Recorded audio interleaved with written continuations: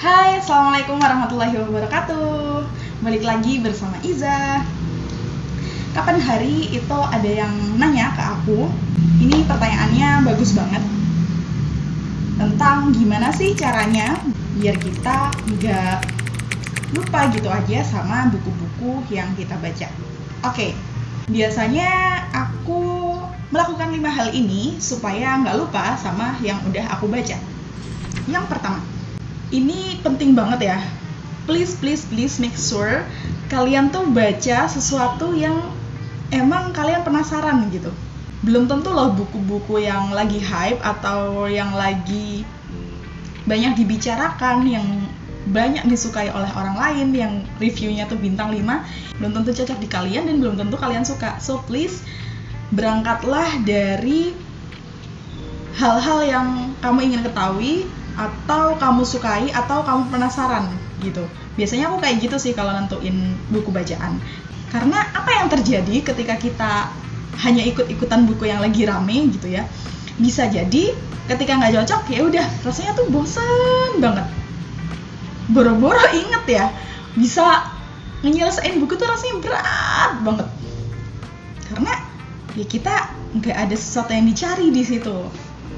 Nah, kalau berangkatnya dari apa yang kita butuhin, apa yang kita suka, apa yang kita penasaran, wah pasti meskipun bagi orang lain itu mungkin buku yang biasa aja, bagi kita itu bisa jadi bernilai gitu ya. Makanya kita berusaha ngambil sesuatu dari sana. Terus yang kedua, ketika udah pilih buku yang dibaca, yang kedua biasanya aku baca tuh sambil pegang highlighter atau ballpen sama bawa-bawa sticky notes yang apa tuh, index sticky notes itu loh, index notes yang dibuat ditempel-tempel. Nah biasanya aku pakai itu.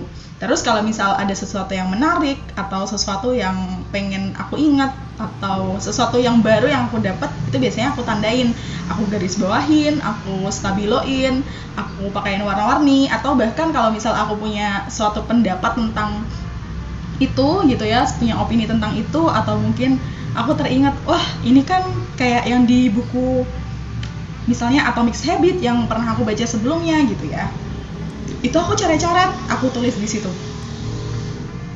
Itu bisa dilakukan kalau bukunya punya kita sendiri ya tentu. Kalau pinjem kayaknya pakai sticky notes aja deh, biar nanti bisa dicopot gitu.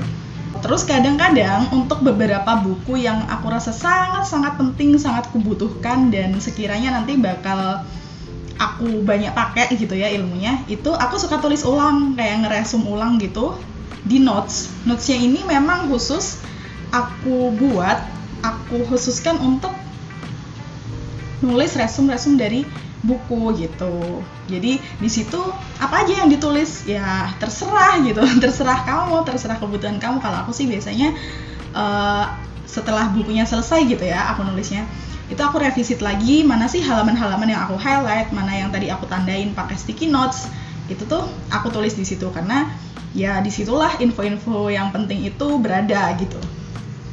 Jadi kalau kayak gitu, kalau misal aku butuh info yang penting dari buku itu, aku nggak perlu baca ulang, nggak perlu nyari-nyari lagi sticky notes yang mana nih yang bahas ini, tapi ya udah aku cukup buka satu halaman si buku ini dan kelar kayak gitu. Selain nulis resum, biasanya aku juga nulis refleksi atas apa yang udah aku baca. Ini bisa berlaku buat fiksi maupun non-fiksi ya. Jadi refleksi itu adalah insight dari buku yang kita baca, kemudian digabungkan dengan pengalaman hidup kita. Wah, itu makin nempelnya di situ tuh, karena kita bisa menghubungkan antara satu titik dengan titik yang lain, connecting the dots gitu kan. Nah, disitulah akhirnya pengetahuan yang kita dapat itu berubah menjadi pemahaman, karena titik-titik yang tadi itu sudah kita hubungkan gitu. Terus yang ketiga, aplikasiin. Ini terutama untuk buku-buku non-fiksi ya. Jadi kalau kalian belajar hal baru dari situ, please langsung aja diaplikasiin ke kehidupan kita sehari-hari. Atau biasanya buku-buku sekarang tuh banyak kan yang dia punya lembaran untuk kita bisa coret-coret ide kita di situ. Ya itu isi aja. Atau mereka mungkin punya printables yang harus print untuk praktek, itu manfaatin aja, pakai aja semaksimal mungkin gitu ya. Kayak misalnya bukunya Kak Putih, setahu dia bikin kayak template lucu-lucu gitu, itu bisa di print dan yaudah kita langsung isi, kita terapin.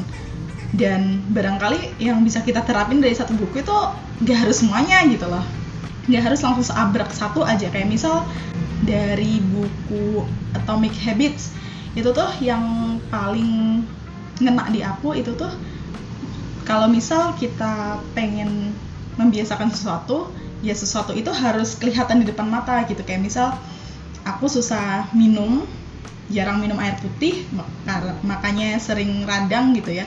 Ya udah, aku tempatin botol air minum itu di meja aku, di daerah yang aku bisa jangkau gitu loh. Itu misalnya, ya udah cukup satu itu nggak apa-apa. Yang penting dipraktekin, jadi langsung ada impact-nya gitu loh ke keseharian kita. Itu kan otomatis nggak bakal lupa tuh kalau gitu. Udah jadi bagian dari hari-hari kita gitu, nempel. Terus yang keempat, kalau sekiranya kalian itu ketemu buku-buku yang ngebosenin, yang nggak cocok buat kalian, yang kalian, aduh ini mau udahan, nanggung, tinggal dikit lagi, tapi kalau diterusin udah nggak menarik, please jangan ragu untuk tidak menyelesaikan satu buku gitu. Membaca itu nggak harus sampai selesai kok. Bahkan aku sering cuman ngambil beberapa halaman dari situ yang aku butuhin aja, kayak misal lagi ada penugasan atau apa, ya udah itu aja yang aku ambil. Terus yang keempat, baca ulang buku-buku yang memorable. Jadi meskipun aku suka nge-preloved buku gitu ya, tapi untuk buku-buku yang sekiranya bakal aku revisit, yang bakal aku baca ulang, itu bakal aku simpen baik-baik gitu. Supaya nanti kalau misal butuh atau misal apa ya pengen baca lagi aja, butuh disemangatin, butuh motivasi, tinggal buka ulang. Kayak gitu sih yang aku lakukan. Karena setiap kali kita membaca, itu tuh insight yang kita dapat itu beda-beda banget loh. Karena kita kan udah melalui serangkaian pengalaman hidup yang dulu belum kita alami ketika pertama kali baca buku itu. Jadi wah, berasa punya sudut pandang baru meskipun yang dibaca tuh sama gitu. Jadi serunya baca buku tuh di situ sih menurut aku.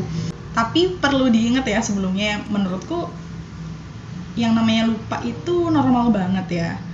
Dari satu buku yang kita baca nggak mungkin dong kita juga ingat info tiap halamannya. Palingan yang insightful banget atau yang kita berasa relate gitu, biasanya ingatnya di situ, yang lagi kita butuhin, yang ngejelek banget gitu. Oh iya, yang menurutku works juga itu adalah ketika kita menceritakan buku yang kita baca itu ke orang lain. Itu tuh bakal makin nempel gitu di otak. Karena ketika kita cerita, sesungguhnya kan yang makin pinter, yang makin paham sama bukunya itu kan diri kita sendiri ya. Ya bagus sih kalau orang lain paham, tapi yang sesungguhnya lebih nambah pinter tuh diri kita sih menurut aku. Itu bisa dicoba juga, kayak ya mulai aja dari yang gampang-gampang, kayak misalnya nge-review buku yang udah kita baca, terus kayak nge-share refleksi setelah kita baca buku itu tadi gitu. Itu yang juga sering aku lakukan, termasuk yang sering aku lakukan di YouTube ini gitu kan. Itu juga salah satu strategi supaya aku nggak lupa sama yang aku baca. Cobain deh. So itulah biasanya yang aku lakukan kalau misal aku berusaha mengambil informasi, mengambil insight dari buku yang aku baca. Aku pengen tahu juga dong cara kalian gimana. Tulis komen di bawah gimana sih biasanya trik-trik yang kalian lakukan biar kalian nggak lupa sama apa yang dibaca. Sampai jumpa di video berikutnya. Wassalamualaikum warahmatullahi wabarakatuh.